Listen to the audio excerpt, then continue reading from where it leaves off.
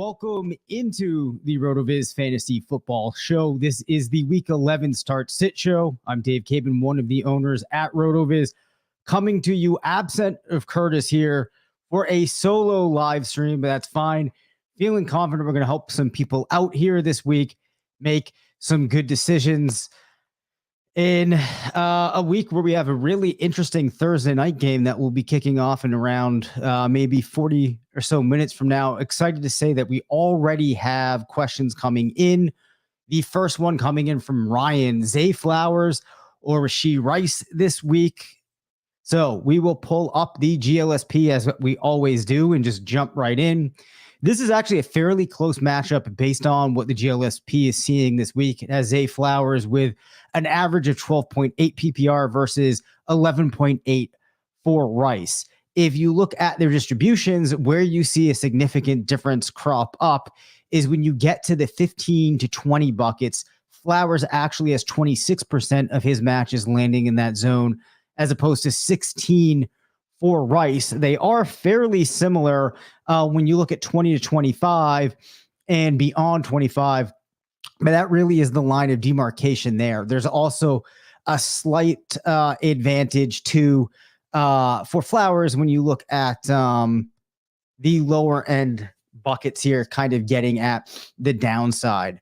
The one other thing that I'll add into this analysis here while we wait for some more questions to come in is pop over and look at touchdown expectations. So Baltimore and Cincinnati play tonight. Wide receivers like Flowers, 20% of them scored touchdowns in the analogous games here. If we look at Rice and Kansas City, these are two really interesting games. Kansas City this week does play Philadelphia. We know Philadelphia's passing defense has not been that superb in terms of limiting fantasy points surrendered this year. 40% of Rice's matches found the end zone. The final thing that we'll add in here too is also, if we go over to the passing game matchup rater, and I knew this was sitting there, so that's why we had to call it out.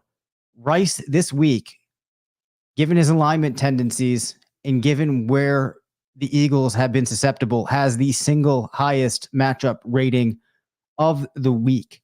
We contrast that with Zay Flowers, who has a slightly above average rating, but I think it becomes kind of clear to me that the correct answer here for you, Ryan, would be to go with Rice, try to capitalize on that advantage on the touchdowns, as well as his favorable matchup here in terms of his alignment, and just, got a fruit fly flying around here, which is kind of strange this time of year. And also, his alignment tendencies and the fact that the Eagles have been very, very forgiving. So appreciate that question coming through. All right. As always, our friend Mike has a really good question for us here. Big flex call this week, full PPR, Jaylen Warren, Deontay Johnson, or Laporta. So let's just start off by breaking this down here between the Steelers players. So if we go to the flex tab in the GLSP tool, Najee Harris was there, but we will flip it over to Jaylen Warren, and you have Pittsburgh this week facing the Browns, and Deontay Johnson, the GLSP puts with a PPR average of around 9.7. The tool actually favors Jaylen Warren this week, who has an average of 11.3. And it's kind of surprising. Now, some of this is driven likely by a poor week for Johnson last week, but you see his upside very limited in this matchup, with just 10% of his matches getting in that 15 to 20 bucket, and actually just 14% of his matches going beyond 15. In contrast, Warren actually has 19% of his matches just between the 15 to 20 bucket. A lot of downside for Johnson in this contest. The tool does like Jaylen Warren significantly more. And if memory serves, this does not look like a matchup here where Johnson, he draws us a matchup rating of a 37. We know how tough Cleveland's defense has been. Just to drill in a little bit more, if we look at the stat line that you get from an average of Jaylen Warren's matches this week, you see that 40% of them found the end zone via the ground. They averaged around 47 yards and 11 carries, adding 18 yards as receivers. Let's just take a quick look here at Sam Laporta. And he faces the Bears this weekend and has a pretty good outlook as well, with an average of around 14.1. I did kind of look into this when researching the passing game matchup article this week, and that might be a little more forgiving than it should be. Still, though, you'll see here, for those of you watching the live stream, he draws a matchup rating of a 45, which for a tight end is actually an average matchup. So he's facing off against the Bears. Tight ends against the Bears are scoring just, hold on one second here. They are scoring 108% of points per game. So that's actually a pretty favorable matchup there from that perspective. So if we drop these two into a comparison here, that's the final piece of our puzzle here, and we look at their distribution, you'll see that there is a bit of a favorability here for Laporta against the Bears. The tool here would tell you to go based off of that and play Laporta. But I'm actually going to say, despite it being a tough matchup there with Cleveland, in a higher majority of outcomes, I would feel better here about playing Jaylen Warren. So I would say go ahead and roll with Warren. As always, appreciate that question, Mike. My final thought would be there that to me, it isn't definitive. So if your gut were telling you that Laporta should be the play over Warren, I would have no issue with you going ahead and doing that. All right. Question coming in here from BW. Full PPR, Keaton, Chandler, or QJ? Wow. This is a pretty interesting one here. So if we look at running backs, we'll start off there by looking at Keaton Mitchell. It was him. You got Chandler in there. Now, these are still players that I don't feel too great relying on the tool to just look at because they're games that are in the samples the tool can look at. I'm not sure just yet how representative those are of type of information, the stats that we should actually be looking at.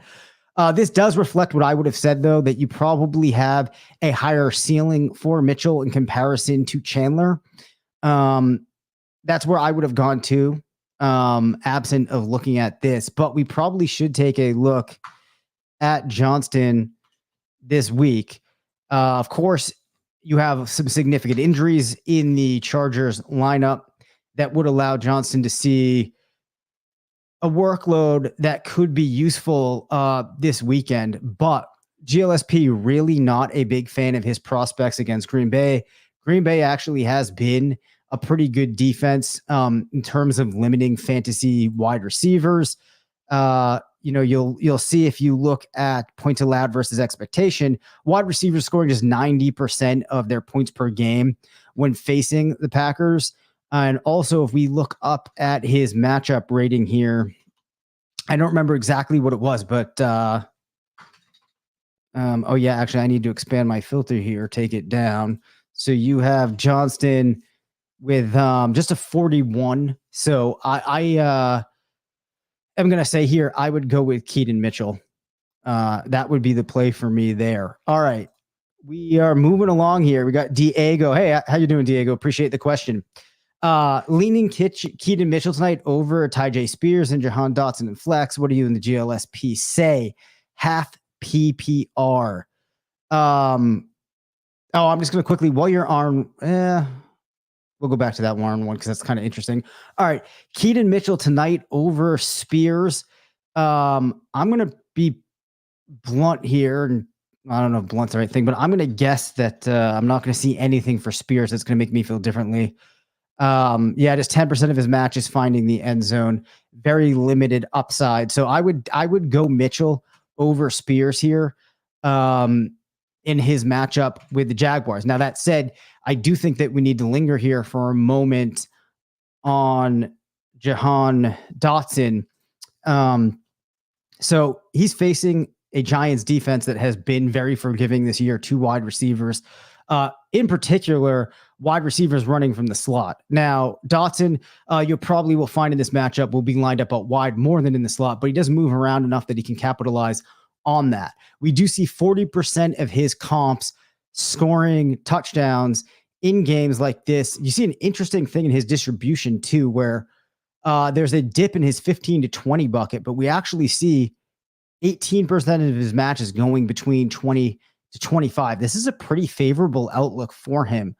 And the other component here is if you look at his matchup rating this week, it's a 58, which isn't the highest. But if we also add into that the Giants are allowing wide receivers to put up 110% of points per game, there are certainly reasons to consider going with Dotson here. Does Keaton have the higher ceiling?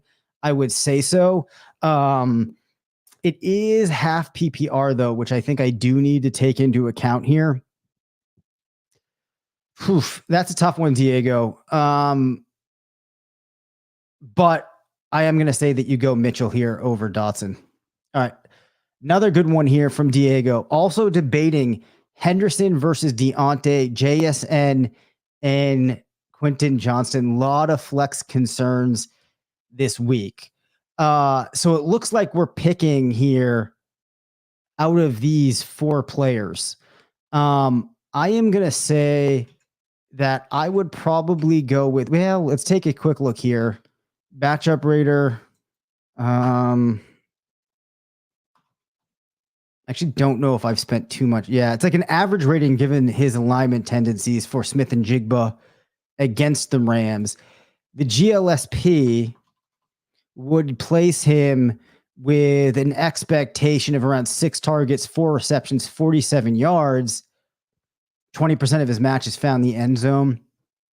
Not a whole lot of upside here.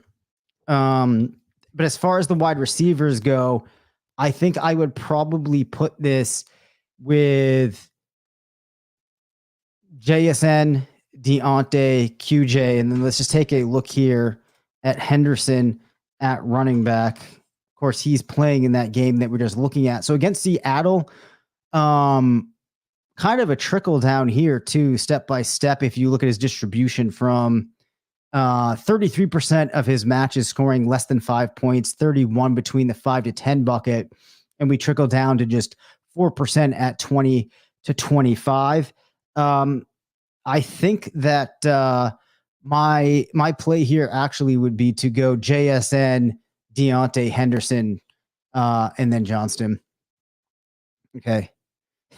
Diego, what's your toughest lineup decision this week for your own rosters was sent over? I'd have to think about that. But I'm pretty sure that it's going to be one of my teams where if a chain comes back into the mix, I have 4 very high level wide receivers. I have Ken Walker, I have Christian McCaffrey, and I have a chain.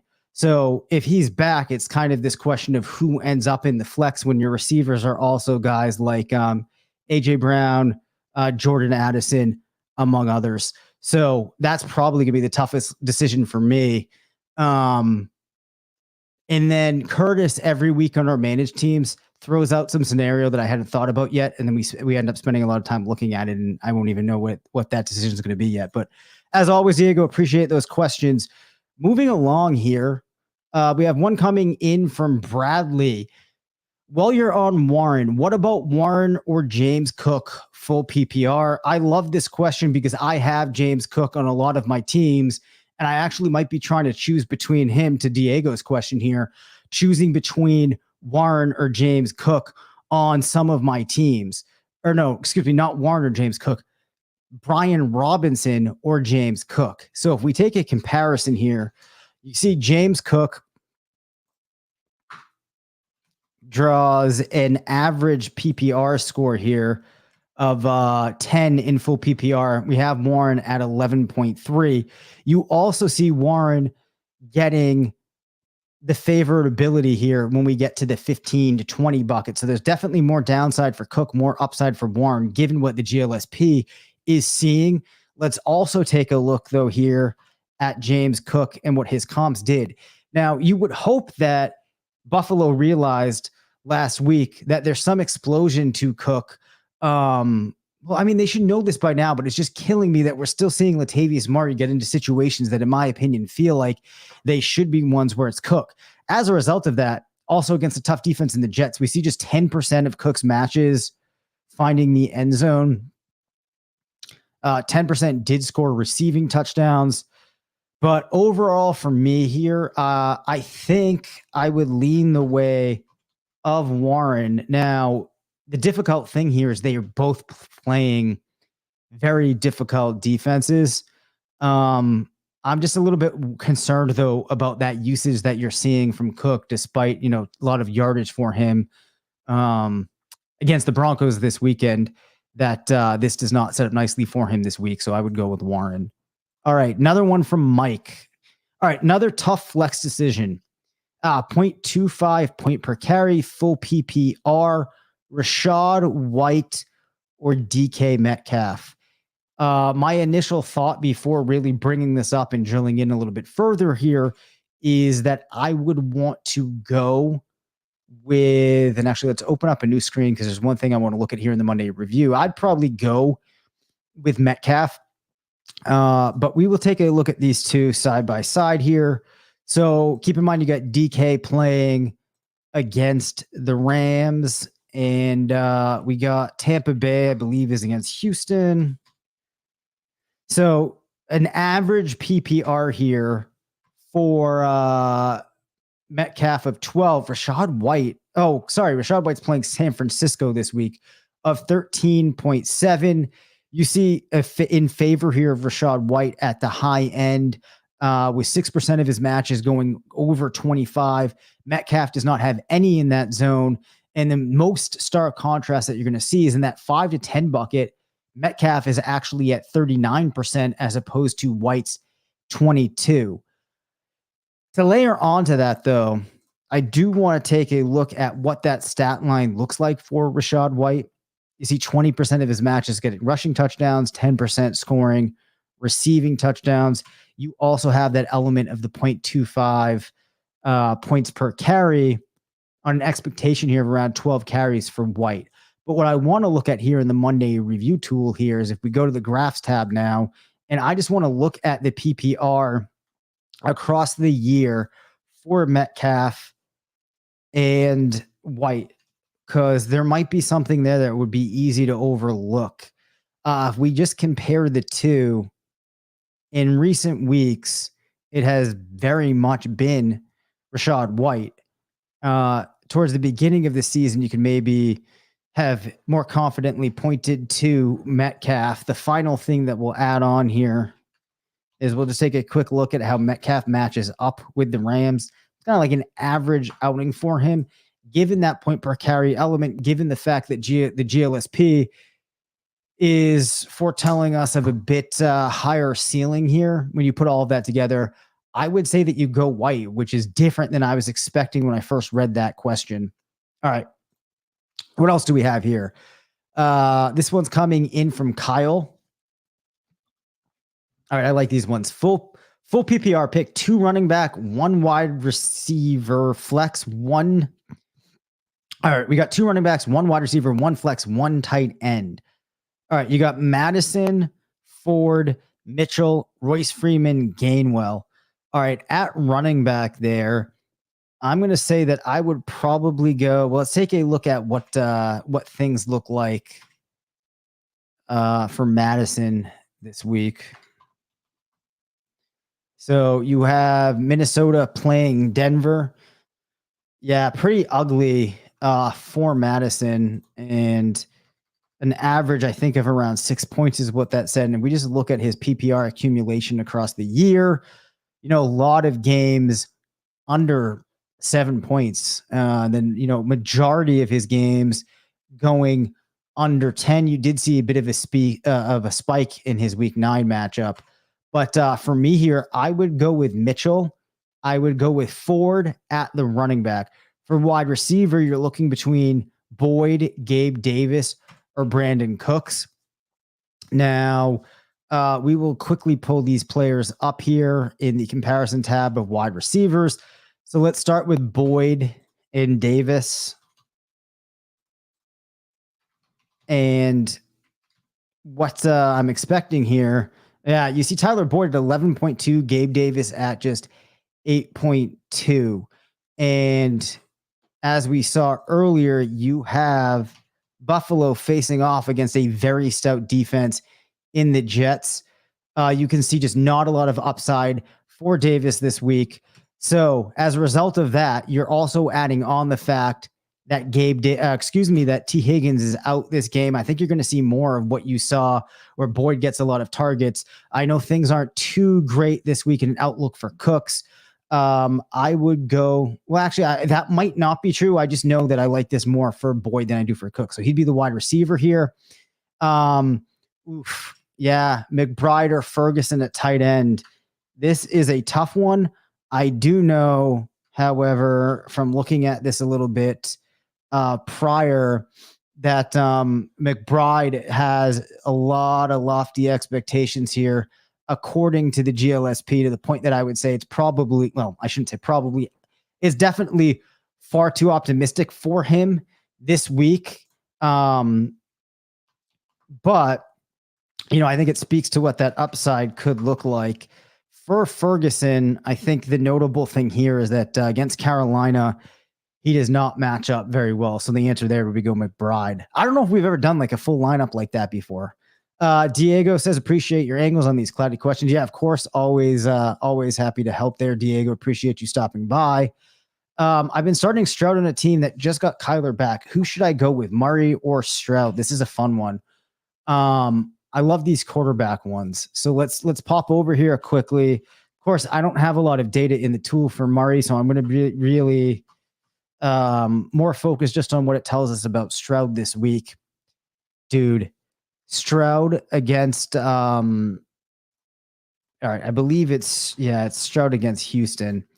No, sorry. I meant to say it's Arizona against Houston. So it's actually these two facing each other. I would go Stroud. You see 38% of his matches going beyond 25, 26% in that 20 to 25 bucket. Kyler could have a good game, but I think Stroud has been so superb at this point that I don't think we need to make the shift. As despite Murray, coming out and having a great game, the upside for Stroud remains so high that, I would stick with Stroud. All right, this question coming in from Jacob. And this is pick 2. It's in PPR. You have Kyle. I'll get to that. Yeah. Bench Madison. Cooks would be over Davis. Yeah, go with McBride. Yep. You're welcome. All right. So I think I got to all this, Kyle. If not, feel free to drop in a comment. So Jacob, pick 2 PPR, McLaurin, DeAndre Hopkins, Sutton, and Flowers. Okay. I know that this is a very good matchup for DeAndre Hopkins this week, given what the passing matchup rater sees here. Matchup rating of 65. You also see that Jacksonville is allowing wide receivers to outscore their points per game on the season. Sutton and Flowers, we have to take a quick look at here. Flowers, we did talk some about earlier. Pretty decent outlook for him tonight. Sutton, gets a pretty good rating too against Minnesota. It's been a very susceptible team. Let's make our way over to the GLSP, and let's start by looking at McLaurin. Oop, wrong position here. So we're going to look at Terry McLaurin. Let's do McLaurin and Sutton here to start.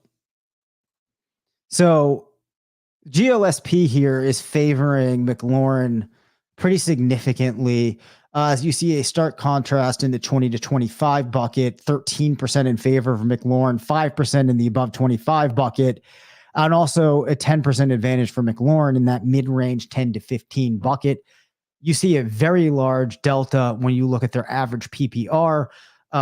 Objectively, or I should say subjectively here, I definitely would have gone McLaurin over Sutton. So the question is, if we put Sutton up against Flowers here or Hopkins, how do things look? So we'll start off with Flowers. Flowers and Sutton, it's pretty close. You would actually say that this maybe favors Sutton. The other player that we'll add in here too is Hopkins and what the GLSP says for him.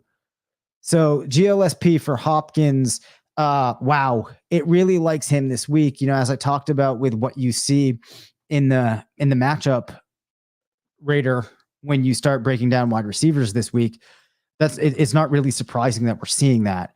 And against the Jags, if you look at his average stat line, his comps went for 5 receptions, 75 yards, 70% of them scored touchdowns. And one of the things that you might be asking yourself now is, do we have any idea of like why it's so high on him? As I said, Jacksonville allowing wide receivers to go over their points per game. The other thing I can note is that they're pretty favorable across alignments as well. I'm actually saying that here I would go with McLaurin and Hopkins. So I would leave out Sutton and Flowers. So I'd probably go McLaurin, Hopkins just a little bit over Flowers, then Sutton. All right. Here we go. One coming in from Reese. This question reads, tough decisions right now. Full PPR, Joe Burrow or Sam Howell. Also Nico Collins or Brian Robinson at the flex. All right. I'm going to start going pretty quickly on these. So probably a lot less analysis at this point, kind of walking through my logic and decision-making process here. So you have Joe Burrow against Sam Howell. Dude, Sam Howell against the Giants, actually drawing a higher percentage in the above 25 bucket. However, Burrow at 34% to 28% in the 2025 bucket also has a slightly higher average. Now, granted, you have Burrow facing Baltimore. You have Howell going up against a Giants team that has not been looking too great here. But I would go with Burrow in this one. All right. Antonio, would you rather have Swift or Taylor in the playoffs? That's a great question. One thing we can do to look at that here, actually, let's go into the strength of schedule streaming app tool here. Off the top of my head, without looking at the specifics here for them in the playoffs, I would say Swift, just given how strong I think the Eagles will close out the season, and the potential that he has to score multiple ways in these contests for the Eagles. But if we take a look at running back schedules and we put a custom range here into the fantasy streaming app, and maybe we look at like weeks 14 to 16, Indianapolis, let's see if we can find them. They actually face a fairly decent schedule. Whereas Philadelphia does come in a little bit harder here, but one of the teams, you got Seattle, which is favorable. The Giants, I think, could be fine against. Yeah, it's not enough to switch me. I would go with Swift in the playoffs. All right. Going back to comments. All right. Also, I just traded Amari Cooper for Pacheco. Thoughts? Honestly, that's really hard for me to answer without seeing the makeup of your team and how that has impacted it overall. Generally, my kind of formula in my head for evaluating the trade is if I look at your lineup and then the top maybe 2 or 3 bench guys for you before and after, has the overall strength of your team increased? So it's a little bit hard to break down without that. But I could see it having some usage here. The final thing, just to kind of get my bearings here, because I don't have Isaiah on many teams, but I do have Cooper on a pretty good amount here. I think if you need the running back help, I like it. If not, probably would have tried to stick pat with Cooper, but again, that depends. So this one's coming in from Domo. I was just offered Bijan and Deontay Johnson for Montgomery and D-Hop. Thoughts? Currently 6-4 and worry about Gibbs getting even more workload. That might happen, but I think that Montgomery actually will be fine. I think there's enough quality there, and I think he's good enough in the context of that Detroit offense that could happen. And you might even see a slight uptick in efficiency for him, but was just offered Bijan and Deontay for Montgomery and Hopkins. I actually like this trade. I think that if you're 6-4, right, you're trying to go after some upside here. Now, I think Montgomery has some, but maybe we see this big breakout from Bijan Robinson where he actually gets to live up to what we know that he can do. Not to say that he hasn't had good games, but I don't think we've really seen him be able to spread his wings and truly do what he's able to do. I think Johnson and Hopkins probably trade off week to week. You're at 6-4. I think this is a type of move that could maybe push things over for you. Maybe it just ends up being a wash, but I would go for it. Hey, what's going on, Brent? Okay. Flowers over Foreman and George Pickens. GLSP agrees. So let's take a quick little look here in the GLSP. We've not talked about Pickens yet. So against Cleveland, we have Pickens. 30% of his matches found the end zone, 47 yards, around 6 targets, 3 receptions. An average, though, of just 9, actually 10. So it's kind of interesting that you see a 30% rate on touchdowns versus comps, but his average is at just 9.6. And that you also see his upside really lacking once you get beyond 15 points. So, you don't really have much upside there. I would definitely say that you're going Flowers over Pickens. Really not much of a question for me there. We have not talked about Foreman, not Freeman, right? So Donta Foreman here in the Bears matchup with the Lions is an average of around 12.1. We do see some downside for him, but pretty decent kind of creep from the 10 to 15 bucket down to the greater than 25. We see an average of 12.1 for him. I really want to say to go Flowers here, but the thing that I think makes this a little bit different is the odds of Foreman getting in the end zone are just better. And then I look here and I find that 60% of Foreman's matches found the end zone. Last week, I told a listener to play somebody over Foreman. That was a mistake.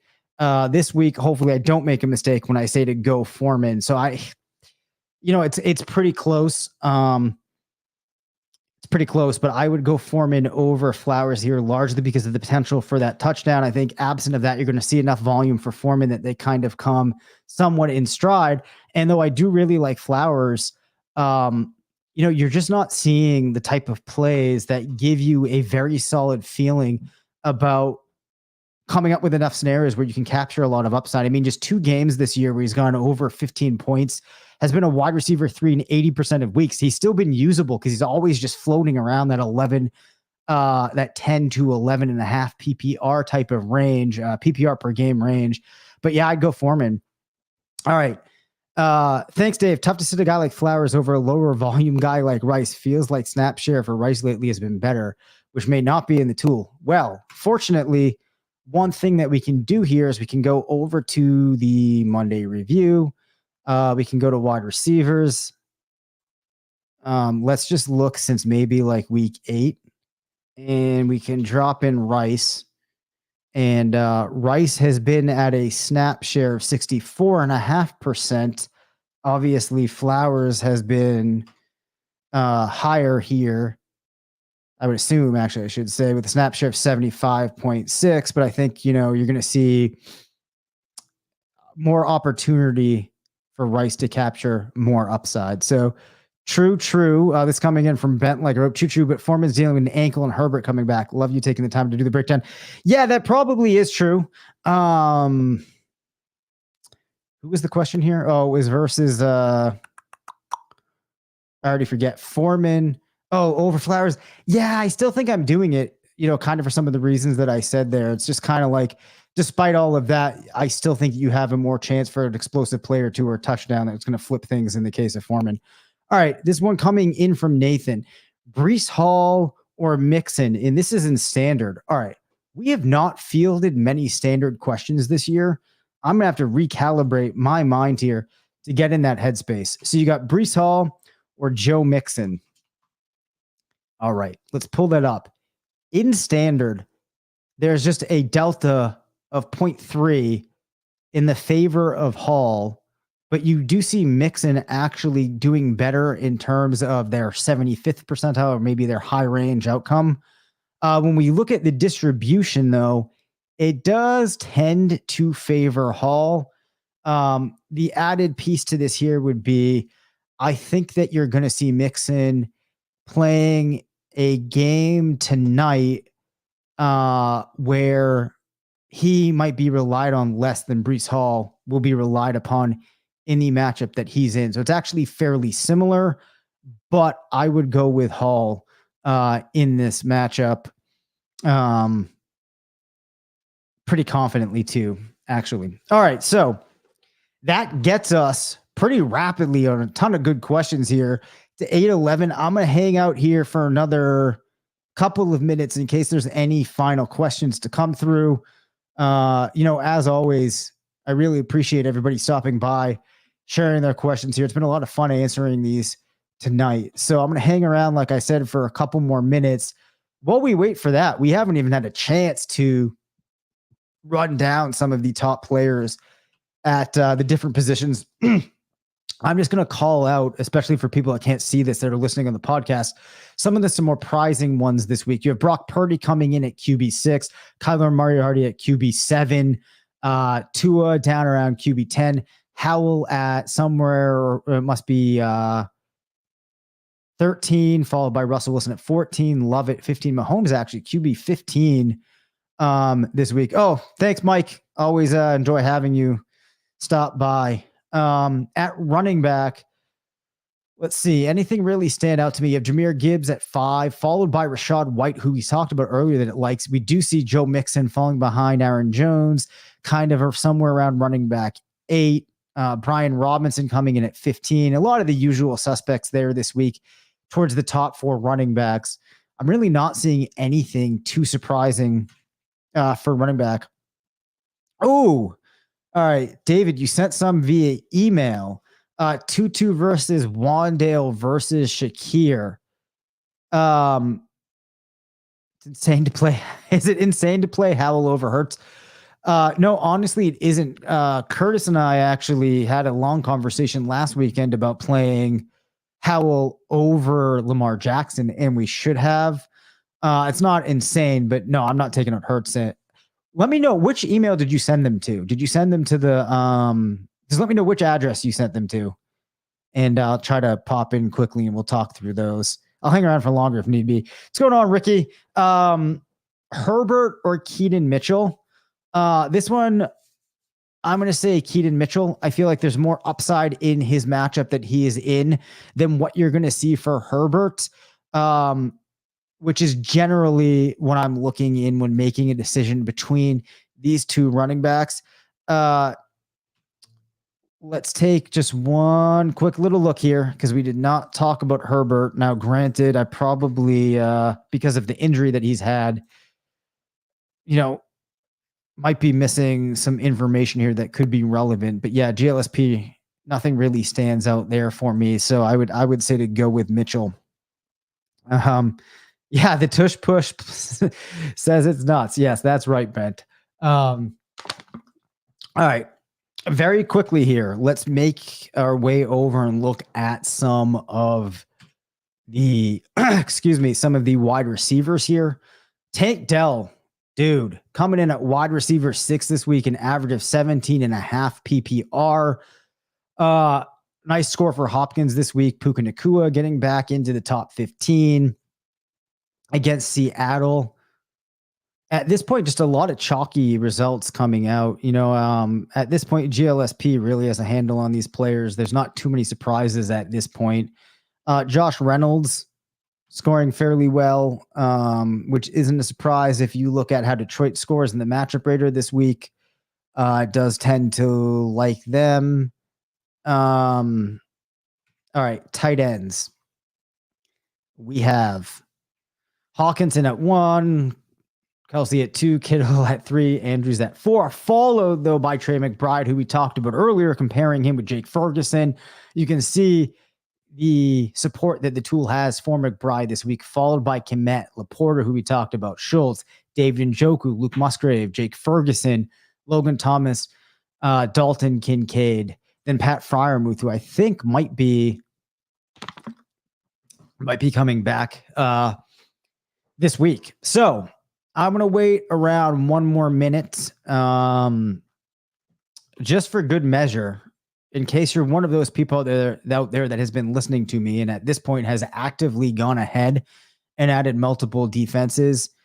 Appreciate you, bent like a rope. If you've added multiple defenses in preparation for the playoffs on like FFPC leagues and you have multiple teams, let's just hit up some of the top teams here. You got Dallas followed by Jacksonville, Pittsburgh, Rams, Buffalo, Seahawks, Niners, Browns, Lions, Texans, Commanders, Vikings, Chargers, Bengals, Ravens. That's 1 through 15. Then you got Giants, Dolphins, Packers, Chiefs, Titans, Bucks.